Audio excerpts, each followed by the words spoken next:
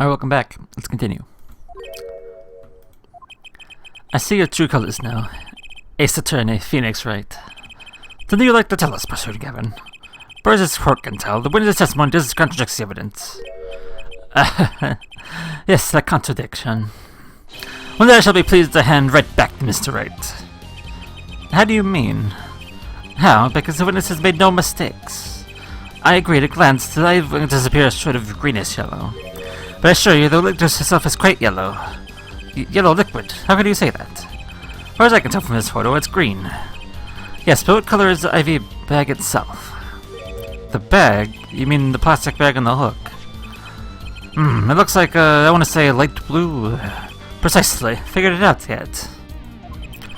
Put a liquid in a blue bag, and you get green. This, incidentally, is the true color. I see. Your question does have a ring of truth to it.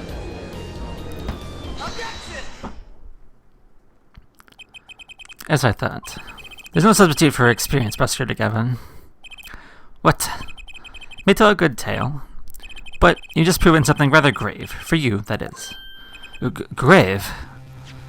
The liquid in the IV is yellow, yes. But how did the witness know that? It's quite unnatural when you think about it. You did think about it, didn't you? Your Honor, the defense requests an explanation from the witness. The scene of the crime, the IV liquid appears to be green. So let me ask, how did the witness know the IV liquid was actually yellow? Oh my god!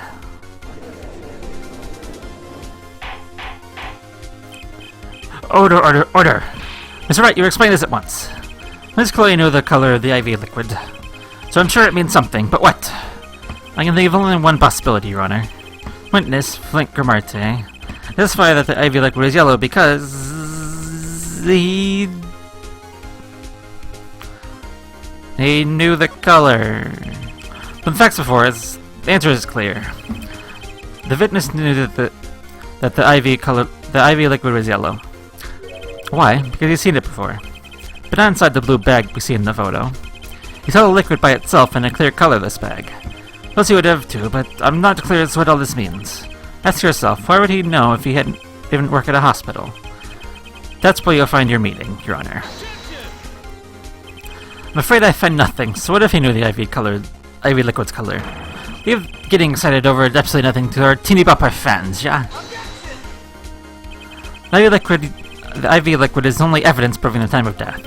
A 30-minute hourglass with 20 minutes worth of sand remaining. Your claim, Prosecutor Gavin. I remember it well. However, there's a critical difference between an hourglass and an IV bag. Wait, I know. An hourglass uses sand, but an IV bag loses liquid. I'm right? I mean, yes. This pains me to say, Your Honor, no. Unlike the sands to an hourglass, the IV liquid enters the patient's body, at which point, like magic, it disappears. However, what if the amount in the IV liquid had increased? You couldn't tell, could you? After all, there's no way of knowing how much went in. Let me get this straight, alright. You're saying the witness watered down the victim's IV bag. Not with water, but with IV liquid. That's how you knew the IV liquid was yellow. Now wait, I said wait. I'm not amateur as myself here say to perform such a task. I'm an amateur too, but I can pour water into a cup. I'm afraid there's quite a big difference between a cup and an IV bag, quite. Can you prove a witness is capable of such a feat? Here's a point, amateurs. I at least would have some difficulty pouring the IV liquid into that bag. You need to be an expert to see the look on the witness's face. He added liquid to that IV to throw up the time of death. I tire of these fairy tales lacking evidence. But Mr. Wright, you need solid evidence to bring us back to on Earth. Flint Grimarte, I'm afraid your magic won't serve you well in a life of crime. Might I ask what you're strongly suggesting? Magic relies on props, and props become evidence. Witness was certainly able to increase the amount of liquid in the bag. All you had to do was work a little magic. The prop was the syringe. The victim's syringe. It's a perfect prop for the magically inclusive IV trick. Easy enough for an amateur to use. What kind of evidence is that? The phone was clean, not a trace of liquid in it. Don't you find that odd, Prosecutor Gavin? What? The victim had the syringe and insulin shots. There should have been traces of insulin left inside. Well, Flint Camarte, you pointed out yourself, the IV liquid makes the perfect clock. One that you can manipulate at will.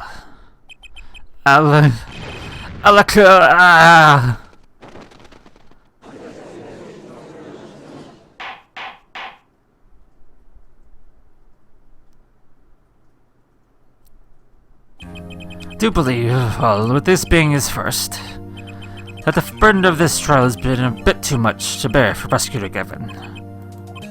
I'm afraid that while there was a limited amount of liquid in that bag, time of death cannot be proven. That brings our trial to a close for the day. Well, maybe I can squeeze an extra day out of this. I can do a little more investigation work. See, there's no objection. The court is adjourned. Okay. What do you gotta say? Truly, there's no substitute for experience. Nothing blends onto the truth so efficiently. A word to the wise. Underestimate the young and they'll sweep up your feet out from under you. In a way you never ever expected. You see, I know exactly what you're thinking. What's he talking about? You say the witnesses used the syringe to manipulate the level of IV liquid. There's no proof. There's no proof he didn't do it either. Yes, quite true. Huh? He's admitting it. No as a witness quite as decisive as I hoped. This, I admit, after all, why linger in the past when the future holds so much? You have something in mind, Prosecutor Gavin. Proof, Herr Judge. I have no way to prove my case. With evidence, no less. What's this? This is the victim Magnifique's diary. Diary? Throwing on the hospital, Magnifique began writing his memoirs, it seems. The story of his birth, their startling debut, and meeting with his disciples. Seemed to be intended for the last chapter to end quite appropriately with his death. Wait, that book doesn't say anything what the reason was, does it? The reason why his disciples couldn't refuse his last request. Sadly, it does not. What's important here? In the last page. Apparently, the victim wrote in his journal that night. He knew that IV had begun at 11 p.m. Let's read it, shall we? Tonight's IV is in. Maybe the last. I'll leave the rest to them. The first should come soon. The journal may end here or go on, but not long. It depends on his hand. Something. This was written just before his death. Of course, it's in evidence. With the very last part of particular care.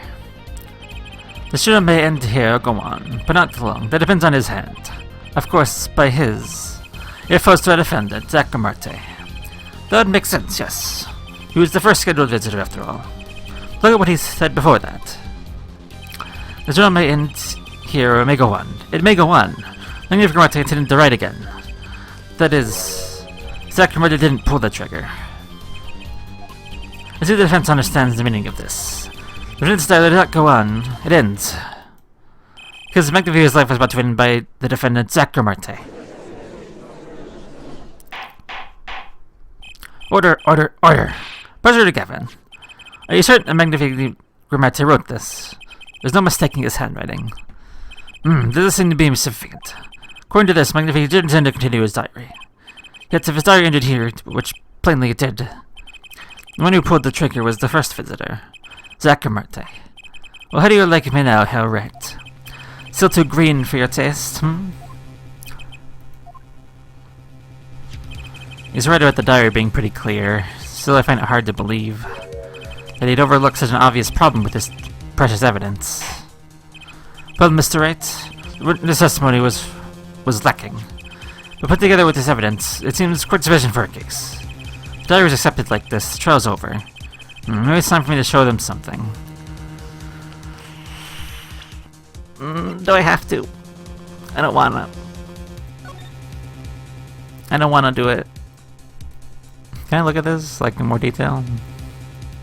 Oh, there's the silk hat in the back. Look at that. It looks fancy.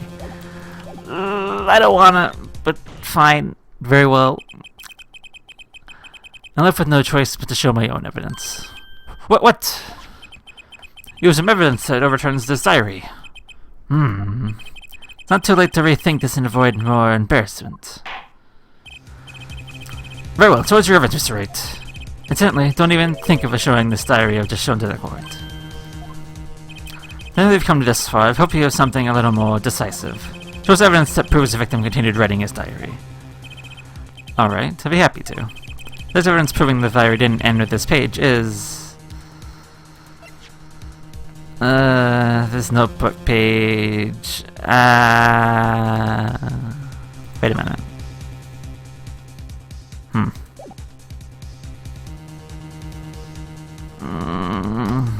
Take that.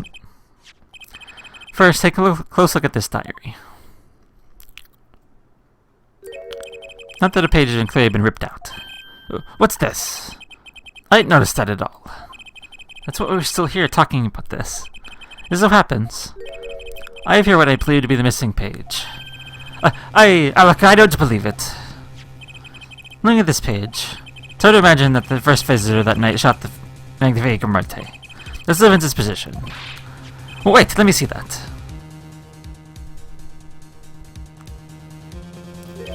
What in Sam Hill? Why, this is the continuation of the victim's diary.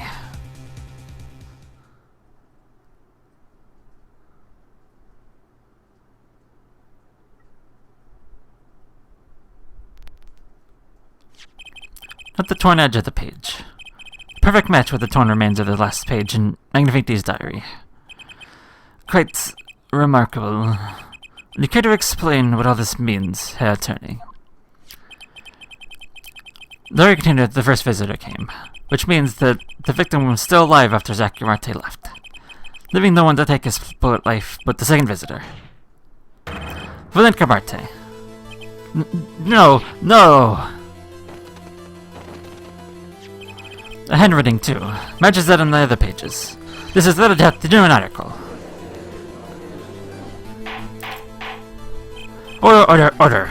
But wait, that's impossible. The old man couldn't have written that.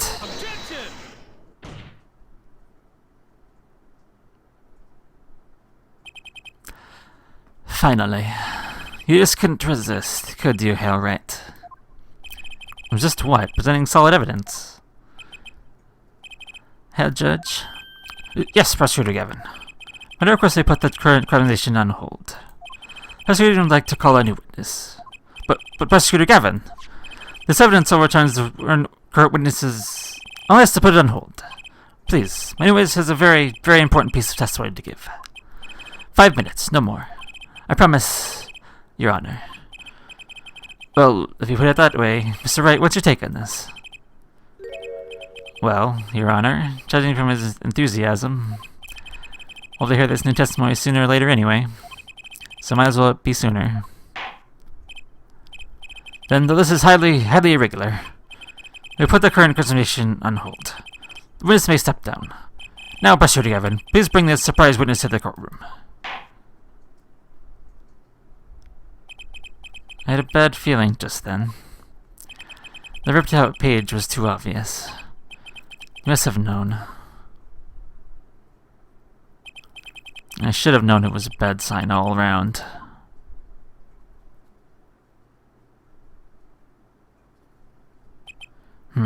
Holding trial with no audience is a first, even for me, Prosecutor Gavin. I begged the court's understanding. But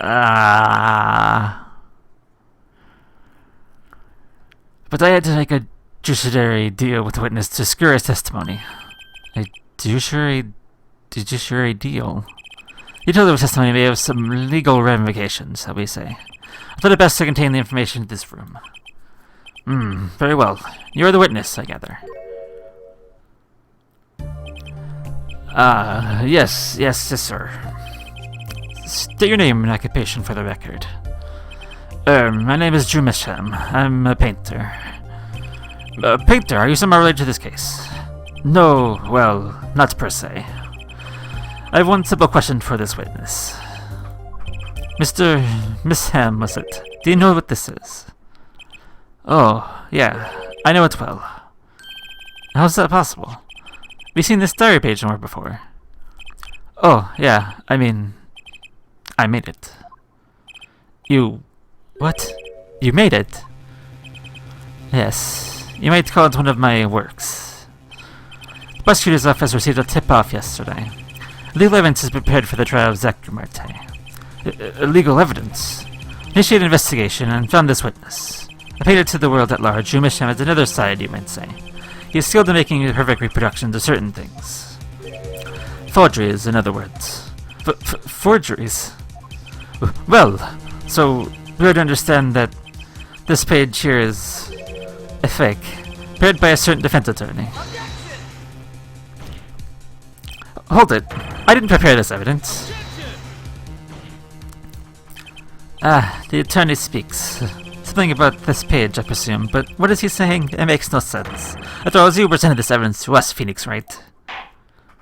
Witness, Mr. Misham, was it? Who questioned this forgery? Who was your client?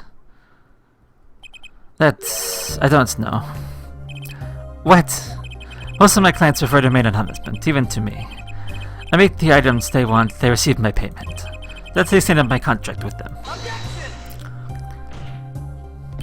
But there's no proof this is a fake. It's a fake. Huh? To avoid just this sort of problem, I always put a special mark on my works. I can say without a doubt, this is mine.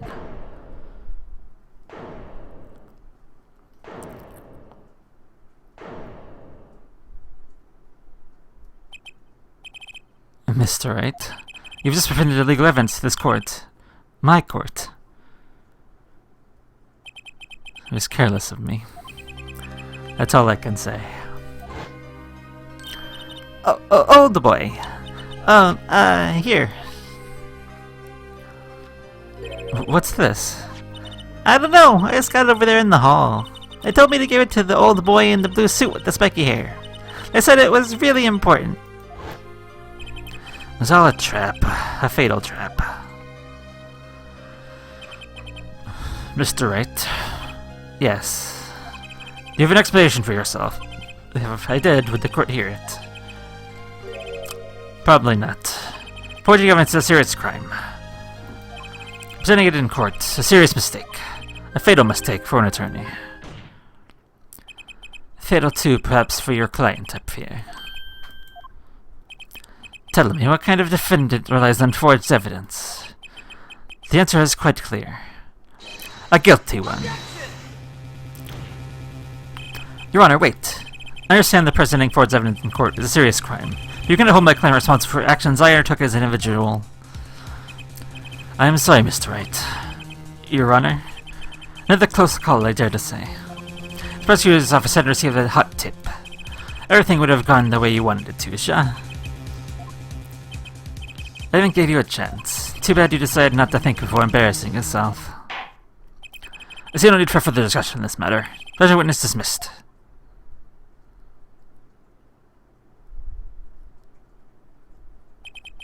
Mr. Attorney? Yes? Could I ask your name? Phoenix Wright. Mr. Wright. I have seen and studied many people, but none like you. I'll remember you, Mr. Wright.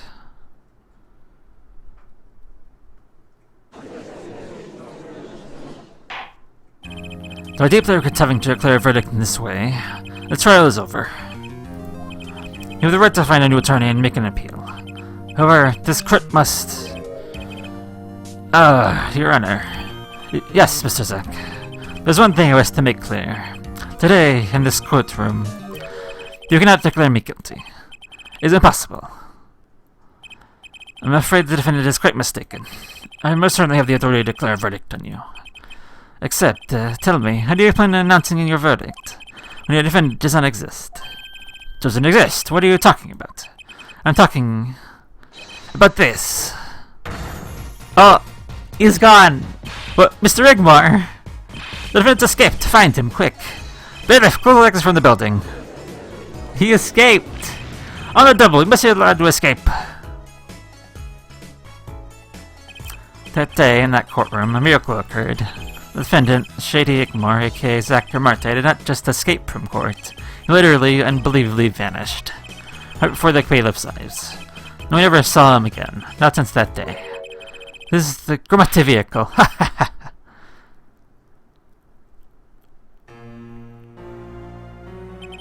No verdict was declared. After all, the defendant didn't exist. That's how it happened. The child musician Greg Marte vanished along with him for eternity.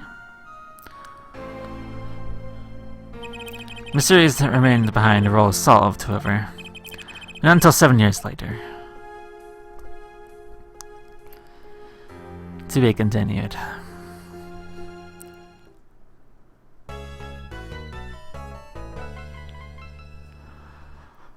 Well. Well. We know what happened now. And then later, it would be, done again by the same little lady, little girl musician would, give an attorney some evidence and be like, hey, here you go. It's a present. Go use it in court. And, risk your badge and the profession and job and all of that. But the first time it didn't work because the person was like, what the heck? That shouldn't exist. And he is the one who knew. Anyway, next time we come back to see what the involvement of Misham in the past works out to be, and why Clavier was so mystified at the fact that she made that page before, apparently. I don't know. We'll see what happens next time. So until then. Objection!